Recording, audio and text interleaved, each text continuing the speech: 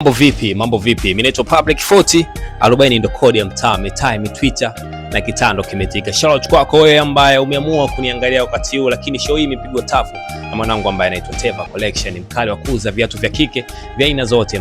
Mtonyo wa buku 5 na buku 6 unapata viatu vyako vikali. Lakini shout out kwako mwanangu Warinyo Mtumbadi. Leo zilizotrend katika kodi ya 255 tunaingia pale kiwanda cha muziki mzuri ambao wanaitwa King Music, na King Music bwana, siku ya jana wamemtambulisha msanii mpya ambaye anaitwa Mtima, na msanii yule ambaye ameachia ngoma yake mpya ambayo inaitwa King'ang'anizi, bonge moja la ngoma. Lakini tunaona wasanii wengi ambao wanapita pale katika lebo ya King Music wanaondoka, na msanii huyu bwana amekuja, lakini mimi nilijaribu kumtafuta ili mradi tupige naye story, lakini jitihada za kumtafuta bwana kidogo zimeshindikana, lakini bado natafuta uongozi wake wa King Music na mimi naamini tutawapata tu. Lakini wewe kwa upande wako labda una kipi ambacho cha kumshauri Mtima, kwa sababu tunaona game ya Tanzania ni game ambayo ina ushindani mkubwa sana. Tunaona kina Zuchu, kina Nandi wanakuja wanaachia magoma makali, lakini pia Mtima ameachia ngoma yake ambayo inaitwa King'ang'anizi, mwaka mpya, ngoma mpya, msanii mpya, na msanii huyu bwana katika exclusive ni msanii kutokea pale Rwanda, so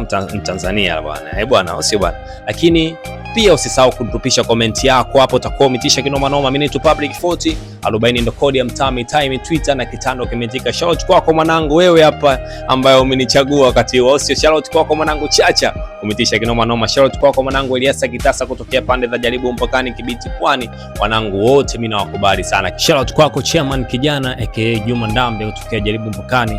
Lakini shout out kwako mwanangu Fabinho, umetisha kinoma noma. Mimi ni Public 40, 40 ndo kodi ya mtaa. Tena katika vipindi vijavyo. Goodbye.